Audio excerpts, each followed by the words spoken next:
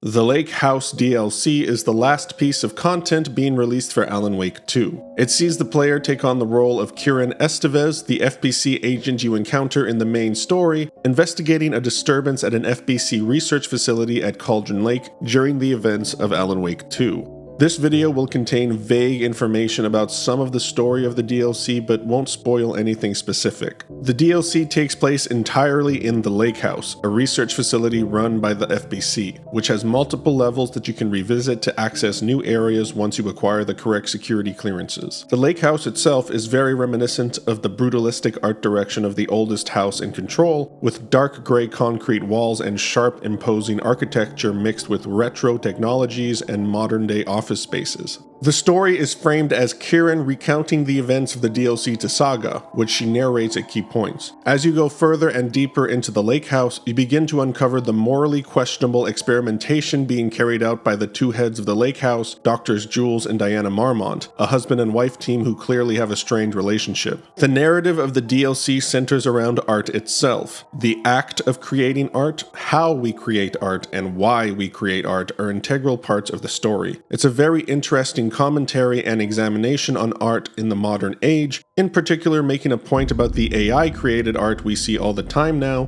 done in a very clever and darkly humorous way. As per usual for Remedy games, there are plenty of notes and documents scattered across the various floors of the Lake House that offer an insight into the goings-on of the facility and the increasing disarray that befell the two heads of research as their experimentation began going too far. The DLC introduces a couple new gameplay features like a new enemy type called the Painted, which are these really cool living paint creatures that can appear out of any painted surface, of which there are plenty of walls covered in pink and blue paint. There's also a new weapon which sort of acts like a grenade launcher with a very limited supply of ammunition. The Lake House has a decent amount of combat scattered throughout the facility, and although I do like the combat of Alan Wake 2, one of the changes I didn't totally gel with from the first game was the way the new flashlight mechanic locks onto an enemy and empties out an entire segment. And since a lot of the combat in the Lake House DLC takes place in close quarters with many things blocking your mobility like desks and shelves, I found that the flashlight mechanic doesn't work very well in cramped close quarters, leading to some frustrating deaths. The sound design is as great as ever. In particular, I love how intimidating and forceful a particular living painting sounds. I've only played Control once, and that was when it launched, so my recollection of that game's lore is fuzzy at best, so I'm not entirely certain how this DLC sets up Control 2, though I'm sure that there are plenty of theory videos out there that do a great job of explaining how this DLC could tie into that game. Comparing the Lake House DLC to the Night Springs DLC, the Lake House is much closer to the main game in terms of atmosphere and gameplay, with tense, creepy encounters and less of a focus on combat and humor. I personally prefer the Lake House, though I do really like the Night Springs DLC as well. I really enjoyed the Lake House DLC overall. It was a very fun and focused experience that distilled the main game's formula into a much smaller package. Getting to fight a new enemy type with a new weapon, exploring the Lake House facility by going back and forth between floors, and learning about the events that unfolded there as well as the characters that contributed to said events was an enjoyable ride from start to finish. Honestly, the biggest complaint I have with the DLC is that it's a little too short, coming in at around 2 to maybe 3 hours. I think that if the Lake House had an additional floor or two, it could have really been a standout expansion rather than a pretty good one. I'm going to give the Lake House DLC a 7.5 out of 10.